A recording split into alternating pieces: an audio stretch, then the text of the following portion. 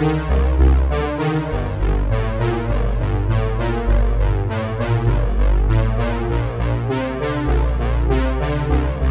जाएगा।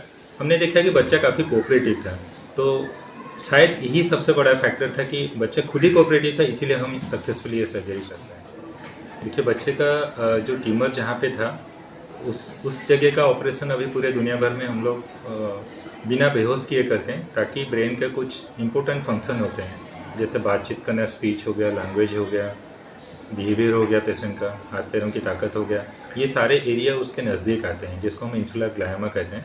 तो ऐसे वाला सर्जरी पहले भी हम करते थे, लेकिन हमारे लिए सबसे बड़ा चैलेंज था इसमें बच्चे का एज। बच्चा छोटा था, तो ऐसे छोटे बच्चों में सबसे बड़ा एक चैलेंज होता है बच्चे को तैयारी करके, उसको साइकोलॉजिकली प्रिपेयर करके ओटी में लेना। दूसरा और एक चैलेंज होता है बच्चों में जो डोज एडजस्टमेंट करके बच्चे को प्रॉपरली जो एनाल्जेसिया देना, जो हमारे न्यूरो एनेस्थीसिया टीम ने बहुत अच्छे तरीके से बच्चे को ब्लॉक लगा के तैयार किया सर्जरी के लिए।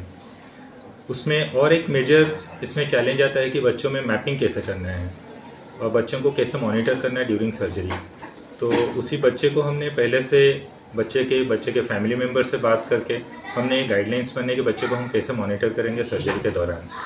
तो सर्जरी के दौरान ब्रेन में इलेक्ट्रिकल स्टिमुलेशन देके हमने कंटिन्यूसली वो सारे जो हमने क्राइटेरिया बनाए तो वो सब असेस करते गए ड्यूरिंग सर्जरी।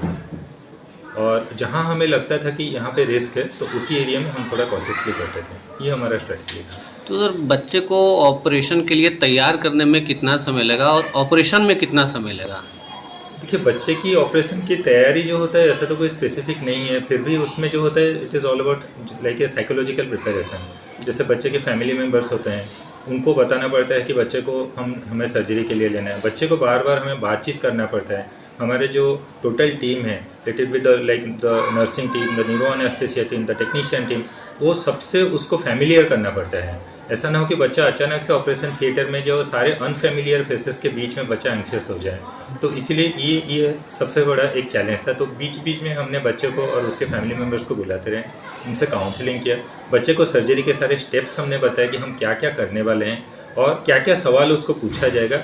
हमने देखा कि बच्चा काफ़ी कोऑपरेटिव था, तो शायद यही सबसे बड़ा फैक्टर था कि बच्चा खुद ही कोऑपरेटिव था, इसीलिए हम सक्सेसफुली ये सर्जरी कर पाए। सर्जरी में सर समय कितना लग गया? इस सर्जरी में हमें लगभग 3.5 से 4 घंटे लगे। तो क्योंकि इसमें बच्चे को पहले तो वो बेहोशी हमने नहीं किया गया, इसीलिए बच्चे को जो ब्लॉक्स लगाने पड़े इसका एक समय होता है। फिर प्रॉपर सर्जरी के अंदर जाते हैं और सर्जरी में मैपिंग करके फिर ट्यूमर निकालते हैं। ये टोटल समय हमें 4 घंटे के पास। सर, चूँकि बच्चा था तो बच्चा अगर उस समय सर्जरी के लिए प्रिपेयर नहीं होता या हाथ पैर फेंक देता या और कुछ भी अपना अलग से कर देता, तो उसके लिए क्या आप तैयार थे? आपकी तैयारी थी? उसके लिए हमेशा तैयारी रहता है। हमारे लिए ये सर्जरी नया नहीं था।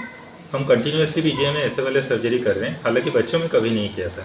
लेकिन कोई भी मरीज के लिए जब ऐसा वाला अवेक में हम सर्जरी करते हैं, हमारा हमेशा न्यूरो एनेस्थीसिया टीम का बैकअप रहता है कि अगर पेशेंट कोई भी समय पे अगर इतना अलर्ट नहीं रहा या पेशेंट में कोई दिक्कतें आती है तो इमीडिएटली उसको अंडर जनरल एनेस्थीसिया में कन्वर्ट कर लिया जाए। तो ये तैयारी बच्चे के लिए भी उसी तरीके से ही हमने किया था। तो बच्चों में इस तरह का ऑपरेशन क्या अपने भारत में और भी हुआ है? देखिए, उसका डिटेल्स डेटा तो हमारे पास नहीं है, क्योंकि लिटरेचर में इसका रिपोर्ट थोड़ा कम है, क्योंकि बच्चों में इसी लोकेशन में और ऐसे वाला ट्यूमर होना इतना कॉमन नहीं है। इसीलिए हो सकता है कि ऐसे बच्चे हमारे पास आते नहीं हैं। तो हमारा ये जो सीरीज है, जो इसी तरीके का ट्यूमर ऐसे अवेक में जो सर्जरी करना, अभी तक के हमने जितने भी केसेस किए थे ये सबसे कम उम्र वाला है। और बच्चों में हमने कभी नहीं किया था, ये हमारा पहला एक्सपीरियंस है।